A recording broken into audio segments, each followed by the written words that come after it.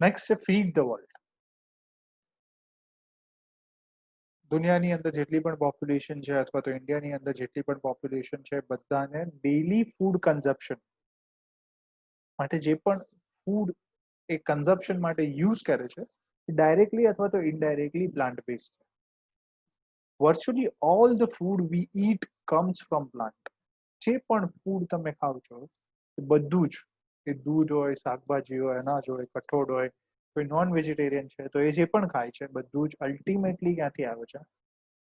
પ્લાન્ટમાંથી. એ જે non vegetarian છે એ જે પણ વસ્તુ ખાય છે, એ જે ઓર્ગેનિઝમને મારીને એ વસ્તુ બનાવવામાં આવે છે, એ ઓર્ગેનિઝમ શેના પર ડિપેન્ડ હતો? એ કોઈ પ્લાન્ટ ઉપર ડિપેન્ડ હતો. અલ્ટિમેટલી એ પણ પ્લાન્ટ સાથે ઇનડાયરેક્ટલી જોડાયેલું છે. તો જેટલું પણ ફૂડ કન્ઝ્યુમ થાય છે વર્લ્ડની અંદર એ ડાયરેક્ટલી 99% ડાયરેક્ટલી 10% ઇનડાયરેક્ટલી એ પ્લાન્ટ સાથે એસોસિએટ છે. Okay, food we eat comes from the plant either directly from staple food, other fruits, vegetables or indirectly through the livestock. Livestock જેટલા પણ પશુ આપણે પાડીએ છીએ they rely on plant for fodder. આપણે એને જે ઘાસચારો ખવડાવીએ છીએ ઘાસચારો એ plant dependent છે. In other words, plant are the base of nearly all the food chain. ઘણી બધી આપણે ફૂડ શૃંખલાઓ ફૂડ ચેઇન વિશે તમે ઇકોસિસ્ટમ ઇકોલોજીની અંદર 11th 12th સાયન્સ અથવા તો 10th સ્ટાન્ડર્ડમાં ભણી ગયા છો. આ ફૂડ ચેઇન છે એની અંદર અલગ અલગ બેઝ હોય છે. Tropical level, first, second, third, primary consumer, secondary consumer, primary producer એના ટ્રોપિકલ લેવલ છે. એની અંદર બધા જ ટ્રોપિકલ લેવલનો બેઝ શું છે? પ્લાન્ટ છે. What ecologist call is first tropical level. અને આપણે શું કહીએ છીએ ઇકોલોજીસ્ટની લેંગ્વેજમાં? જે ઇકોલોજી સ્ટડી કરે છે એને આપણે શું કહીશું? ઇકોલોજીસ્ટ. સાયન્ટિસ્ટને આપણે ઇકોલોજીસ્ટ કહીશું. ઇકોલોજીસ્ટની ડેફિનિશનમાં જે પ્લાન્ટ છે એ ફર્સ્ટ ટ્રોપિકલ લેવલ હશે. Understanding how plant produce food we eat is therefore important to able to feed the world. આખા દુનિયાને જો ખોરાક પૂરો પાડવો છે તો એ સમજવા માટે કે આ ફૂડ કઈ રીતે બને છે, નેક્સ્ટ આવનારા જે વર્ષો છે એની અંદર જે પોપ્યુલેશન ઇન્ક્રીઝ થશે, પોપ્યુલેશનને કઈ રીતે ફીડ કરી શકાય, બધી જ વસ્તુ ભણવા માટે આપણે શું ભણવું જરૂરી છે? બોટની. તો feed the world provide food security.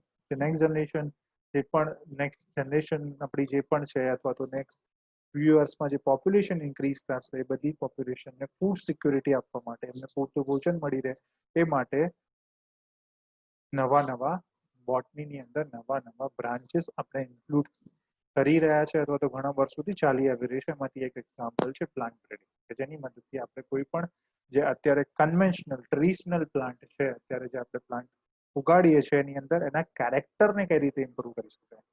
એવું કહેવાય છે કે 2050ના વર્ષમાં ઇન્ડિયાની જે પોપ્યુલેશન છે ઓલમોસ્ટ ડબલ થઈ જશે અને જે એગ્રીકલ્ચર લેન્ડ છે એ અડધી થઈ જશે. તો આપણી પાસે ચેલેન્જ હશે કે અડધી એગ્રીકલ્ચર લેન્ડમાં આપણે ડબલ પોપ્યુલેશનને ફૂડ સિક્યોર કરવાનું છે. તેના માટે નવી ટેકનિક્સ અથવા તો પ્લાન્ટના કેરેક્ટરની અંદર શું કરવો પડશે? બદલાવ કરવો પડશે. આ બધી જ વસ્તુ એ બોટનીથી પોસિબલ છે. હવે નેક્સ્ટ છે not all the plants are beneficial to human.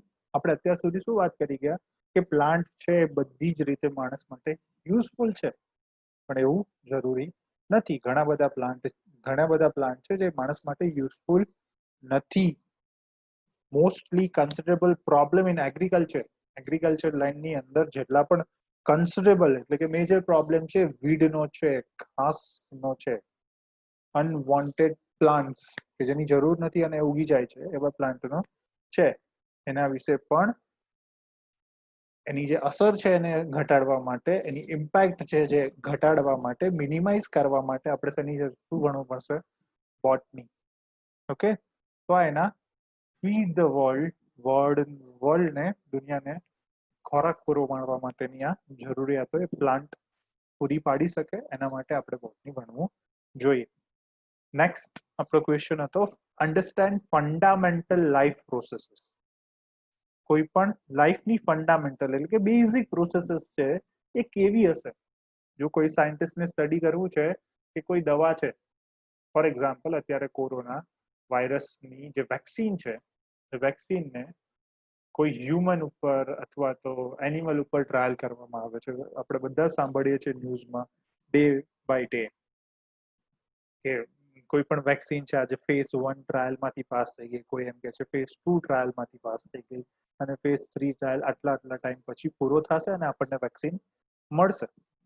તો એના સર્ટેન રૂલ છે કે ફેઝ 1માં તમે કોઈ એનિમલને આપી શકો, ફેઝ 2માં કોઈ ગ્રુપ ઓફ ઓર્ગેનિઝમને આપી શકો, ફોર એક્ઝામ્પલ ગ્રુપ ઓફ હ્યુમન્સને આપી શકો અને પછી લાર્જ પોપ્યુલેશનને આપી શકો. તો આ રેગ્યુલેટરી પ્રોસેસ છે, કેમ કે હ્યુમન લાઈફ છે બહુ ઇમ્પોર્ટન્ટ.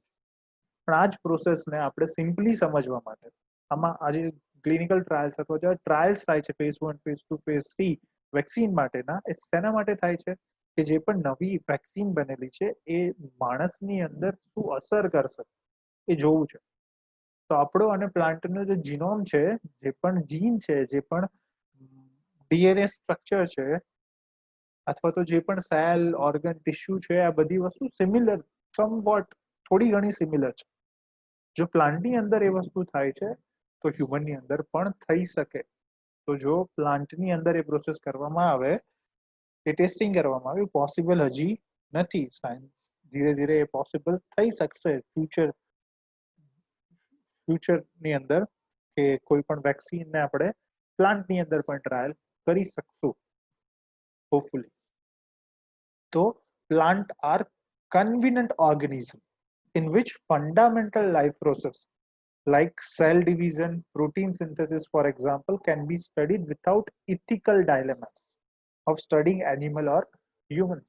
કોઈ પણ એનિમલ અથવા તો હ્યુમનને જ્યારે કોઈ પણ ડ્રગ અથવા તો કોઈ પણ વેક્સિન ટ્રાયલ માટે યુઝ કરવામાં આવે તો ઘણા બધા વિરોધ થાય છે આપણી સોસાયટી કે કેમ પ્રાણીઓ ઉપર આ અખતરા કરવામાં આવે છે, કેમ કેમ હ્યુમન ઉપર આવા અખતરા કરવામાં આવે છે નવી દવાઓના, કેમ કે એની અંદર સાઈડ ઇફેક્ટના ચાન્સીસ વધારે છે. જો પ્લાન્ટનો યુઝ કરવામાં આવે તો આવા ઇથિકલ જે સમાજની અંદર જે વિરોધ થાય છે વિરોધ થશે નહીં. Genetical law of inheritance was discovered in way back by George Mendel. ઘણા બધા સાયન્સના અથવા તો બાયોલોજીના ઘણા બધા જે ફંડામેન્ટલ રૂલ છે અથવા તો ફંડામેન્ટલ લો છે, આ બધા જ પ્લાન્ટની અંદરથી ડિસ્કવર થયેલા છે. એનું એક્ઝામ્પલ છે જ્યોર્જ મેન્ડલ, જેને આપણે ફાધર ઓફ જેનેટિક્સ તરીકે ઓળખીએ છીએ, જેને જેનેટિકલ ઇનહેરિટન્સ આનુવંશિકતાના જે પણ થિયરી છે એને પ્લાન્ટ ઉપર સ્ટડી કરીને જ આપણને આપેલી છે, જે હ્યુમનમાં પણ એ જ રીતે લાગુ થાય છે. બીજી એક વૈજ્ઞાનિક છે બાર્બરા મેકલિનટોક, તમે ભણી ગયા છો, કે જેને જમ્પિંગ જીન, ડીએનએ ની અંદર જમ્પિંગ જીનની થિયરી છે, એ શેના પર સ્ટડી કર્યું હતું? ફર્સ્ટ મેઝ ઉપર, અને એ જ હ્યુમન અથવા તો બીજા એનિમલમાં સેમ લાગે છે. તો અહીંયા આપણે એવું સમજી શકીએ કે fundamental process, cell division, cell cycle, cell division, protein synthesis, આ બધી જ વસ્તુઓ છે એનું સ્ટડી કરવા માટે પ્લાન્ટ છે સૌથી ઇઝીએસ્ટ ઓબ્જેક્ટ છે. અને એવું હિસ્ટ્રી પણ આપણને કે છે કે જે મોટી મોટી ડિસ્કવરીઝ છે, મોટા મોટા જે લોસ છે, એ બધા લો એ પ્લાન્ટ ઉપર સ્ટડી થયા પછી જ બનેલા છે. Next, utilize medicine and material. Many of our medicinal and recreational drugs, ઘણી બધી મેડિસિનલ અને recreational drugs like cannabis, caffeine, nicotine come directly from plant kingdom. Nicotine છે એ પ્લાન્ટ કિંગડમ માંથી આવે છે. એસ્પિરિન, એડવર્ટાઇઝ જોવો છો ઘણી બધી વાર, એસ્પિરિન એક દવા છે which is originally come from bark of willow tree. Willow ટ્રીના જે બાર્ક છે એટલે ઝાડની જે છાલ છે એની અંદરથી આપણને એસ્પિરિન મળે છે. This is one example. આ એક એક્ઝામ્પલ છે, એવી તો હજારો એક્ઝામ્પલ છે કે ઘણી બધી મેડિસિન ડાયરેક્ટલી પ્લાન્ટમાંથી બને છે. There are many novel cures of disease provided by plants. ઘણા બધા પ્લાન્ટમાંથી ઘણા બધા રોગો માટેના ઉપચારો આપણને મળી આવે છે. પોપ્યુલર સ્ટિમ્યુલન્ટ્સ, ઘણા બધા પોપ્યુલર જે stimulants like coffee, chocolate, tobacco, tea, જે આપણે રૂટીન લાઈફમાં જે વસ્તુઓનો યુઝ કરીએ છીએ આ બધી જ વસ્તુઓ આપણને ડાયરેક્ટલી પ્લાન્ટમાંથી મળે છે. Mostly alcoholic beverages come from fermenting plants such as barley malt and grapes. જે પણ આલ્કોહોલિક બ્રિવરેજીસ છે, વાઇન, બિયર, આ બધી જ વસ્તુઓ ફર્મેન્ટ થાય છે. પણ એ બધી જ જે વસ્તુઓ ફર્મેન્ટ થાય છે એની અંદર મટીરિયલ, રો મટીરિયલ શું છે? પ્લાન્ટ બેઝ મટીરિયલ છે જેનું ફર્મેન્ટેશન થશે અને આલ્કોહોલિક બ્રિવરેજીસ બનશે. Plants also provide us many natural materials such as cotton and wood, vegetables, oils, paper, some type of rope, rubber, આ બધી જ વસ્તુ આપણને પ્લાન્ટમાંથી મળશે. પ્રોડક્શન ઓફ સિલ્કનું પ્રોડક્શન પણ પ્લાન્ટ, માલબેરી પ્લાન્ટેશન વગર તમે સિલ્ક પ્રોડ્યુસ કરી શકશો નહીં. Sugarcane and other plants have recently put to use source of biofuel. Next generation fuel જેને આપણે કહીએ છીએ ફોસાઇલ ફ્યુઅલ અથવા તો alternative form of fuel, A sugarcane અથવા તો જેટ્રોપા જેવા પ્લાન્ટમાંથી આપણે બાયોફ્યુઅલ બનાવી શકીએ છીએ. તો એ રીતે પ્લાન્ટ આપણને યુઝફુલ છે. Understand environmental change. પ્લાન્ટ છે એ એન્વાયરમેન્ટલ ચેન્જના ઇન્ડિકેટર્સ છે. Plant can also help us to understand change in our environment in many ways. ઘણા બધા વેમાં આપણું એન્વાયરમેન્ટ, આજુબાજુનું વાતાવરણ ચેન્જ થાય છે એ આપણને પ્લાન્ટના સ્ટડીથી ખબર પડશે.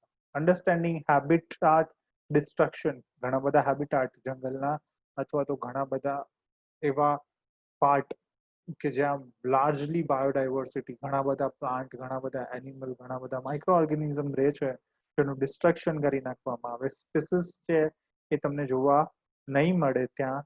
એ બધી જ વસ્તુ depends on accurate and complete catalogue plant systematic and plant taxonomy. જો આપણને ખબર છે સિસ્ટમિક અને પ્લાન્ટ ટેક્સોનોમી જો આપણે ગણશું વ્યવસ્થિત, તો આપણને ખબર પડશે કે ફ્યુચરમાં કોઈ પણ જગ્યાએ હેબિટાટ ડિસ્ટ્રક્શન કરવાથી શું પ્રોબ્લેમ ક્રિએટ થઈ શકે. Plant response to ultraviolet radiation can help as monitor problem like ozone depletion. Ozone depletion એ ગ્રીન હાઉસ ઇફેક્ટનું સૌથી મોટું અને મેજર રીઝન છે. એ અલ્ટ્રાવાયોલેટ રેડિયેશનને એન્ટર કરવા દે છે પ્લેનેટની અંદર, અર્થની અંદર. તો એના માટે સૌથી મોટું મોનિટર છે એ પ્લાન્ટ છે, કે અલ્ટ્રાવાયોલેટ રેઝને એબ્ઝોર્બ કરે છે અથવા તો રિસ્પોન્ડ કરે છે. ઓકે, એનાલાઇઝ પોલન, જે પરાગરજ છે એ ડિપોઝિટ થશે પ્લાન્ટ અથવા તો લેન્ડ સરફેસ ઉપર. 1000 ઓર મિલિયન યર થી એ ડિપોઝિટ થયેલી પોલન ગ્રેન્સ જ્યારે એને સ્ટડી કરવામાં આવશે ત્યારે એવું ખબર પડશે કે એ 1000 યર પહેલાનું ક્લાઇમેટ કેવું હતું અને એ ક્લાઇમેટથી આજનું ક્લાઇમેટ કઈ રીતે અલગ છે. Recording and analyzing the timing of plant life cycle are important part of the phenology used in climate change reason.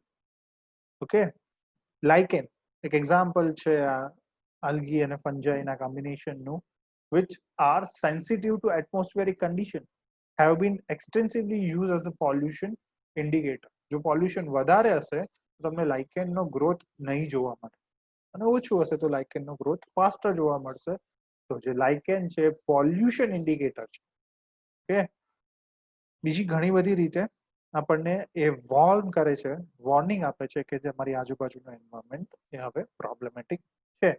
તો એ એન્વાયરમેન્ટ ચેન્જીસના અન્ડરસ્ટેન્ડિંગ માટે પ્લાન્ટ છે અથવા તો બોટની છે એ ઇમ્પોર્ટન્ટ. હિસ્ટ્રી છે બોટનીની, અર્લી બોટની એન્ડ મોડર્ન બોટની. 1945 પહેલાની જે પણ બોટનિકલ સિસ્ટમ છે, બોટનિકલ લિટરેચર છે, બધી જ વસ્તુ અર્લી બોટનીમાં આવશે. એમાં થિયોપેટસના 2 લિટરેચર છે, બોટનિકલ રિટન આઉટ વર્ક છે 300 BC પહેલા જે લખાયેલા છે, લાર્જર થિયરિટીસ, લાર્જર બુક કહી શકાય એની 2, એમાંથી 2 ના નામ તમને એક્ઝામ્પલમાં પૂછાઈ શકે. એ છે on the history of plants, Historia Plantarum, અને નેક્સ્ટ છે on the cause of the plant. બંને અર્લીએસ્ટ રિટન બુક છે બોટનીની. એના સિવાય ઘણી બધી ડિસ્કવરીઝ થઈ છે જે મિડલ એજ અથવા તો એન્ટિક્વિટી ટાઈમ બિયોન્ડ, એ ઘણી બધી રોમન કલ્ચરની અંદર, જર્મન કલ્ચરની અંદર ઘણી બધી હિસ્ટ્રી થઈ છે બિફોર 1945. આપણે મોડર્ન હિસ્ટ્રીની વાત કરીએ તો મોડર્ન હિસ્ટ્રીની અંદર જે મોડર્ન સાયન્સ છે, મોલેક્યુલર બાયોલોજી, જીનેટિક્સ, બાયોટેકનોલોજી, બાયોઇન્ફોર્મેટિક્સ, આ બધા એ અત્યારે મોસ્ટ ઇમ્પોર્ટન્ટ પાર્ટ ઓફ બોટની છે. મોડર્ન અપ્લાઇડ બોટનીના એ પાર્ટ છે. Considerably amount of new knowledge today is being generated from studying model like Arabidopsis thaliana. કોઈ પણ હ્યુમન, કોઈ પણ એનિમલ, આ બધાનું જો આપણે ડીએનએ સ્ટ્રક્ચર જાણવું છે અથવા તો કોઈ જેનેટિક ચેન્જીસ કરવા છે, રિકોમ્બિનન્ટ ડીએનએ ટેકનોલોજી કરવી છે, અથવા તો નવા જેનેટિક મોડિફાઈ ફૂડ બનાવવા, બીટી કોટન અથવા તો બીટી બ્રિંજલ જેવા કોઈ પણ પ્લાન્ટ બનાવવા છે, તો એના પહેલા એના કોઈ મોડલ પ્લાન્ટ પર એનું સ્ટડી કરવામાં આવે. જો કોઈ પણ દવા બનશે તો પહેલા ઉંદરની અંદર એને આપવામાં આવશે. આવું આપણે ભણી છે. તો અહીંયા પ્લાન્ટની અંદર કોઈ ચેન્જીસ થશે તો એ ચેન્જીસ સૌથી પહેલા અરાબડોસિસ થેલિયાના નામના પ્લાન્ટમાં કરવામાં આવશે. તો એ એનો મોડલ પ્લાન્ટ છે. The mustard weeds one of the first plant to have its genome sequence. જે મસ્ટર્ડ વીડ છે એ સૌથી પહેલો પ્લાન્ટ કે જેની અંદર જીનોમ સિક્વન્સિંગ કે એક પછી એક ન્યુક્લિયોટાઇડ કઈ રીતે ગોઠવાયેલા છે આખા બોડીની અંદર, એને એનું શું કહેવાશે? Genome sequences. Sequences of rice genome and larger international community have made rice cereal gross and monocot sequencing. ઘણા બધા પ્લાન્ટના સિક્વન્સિંગ થઈ ગયા છે અત્યારના મોડર્ન બાયોલોજી ટાઈમમાં, મોડર્ન બોટની ટાઈમમાં, જેની મદદથી આપણે પ્લાન્ટના જેનેટિક સિક્વન્સ વિશે અભ્યાસ કરી શકીએ છીએ અને એની અંદર આપણે ઘણા બધા ચેન્જીસ કરીને નવા નવા પ્લાન્ટ બનાવી શકીએ છીએ. એનું ગ્રેટેસ્ટ એક્ઝામ્પલ બીટી કોટન છે. તેના જેવા ઘણા બધા પ્લાન્ટનું અત્યારે છે એ સિક્વન્સિંગ કમ્પ્લીટ થઈ ગયું છે. ઘણા બધા પ્લાન્ટનું જે સિક્વન્સિંગ છે ચેલેન્જિંગ છે, કેમ કે એની અંદર હેપ્લોઇડ સેટ ઓફ ક્રોમોઝોમ છે. ગ્રીન યીસ્ટ છે એ અધર મોડલ ઓર્ગેનિઝમ, અહીંયા આપણે બે મોડલ ઓર્ગેનિઝમ વિશે વાત કરી ગયા, અરાબડોસિસ થેલિયાના એન્ડ ગ્રીન યીસ્ટ. બંને મોડલ ઓર્ગેનિઝમ છે કોઈ પણ પ્લાન્ટ રિલેટેડ અથવા તો animal related or human related study કરવા માટે. So that's it for today's lecture. In today's lecture we talk about scope and importance of what is botany and why we study the botany. So thank you so much, student, for joining me online for your online lecture series on paper number B101, which is entitled as Cryptogamic Botany. So we are meeting soon in our next lecture.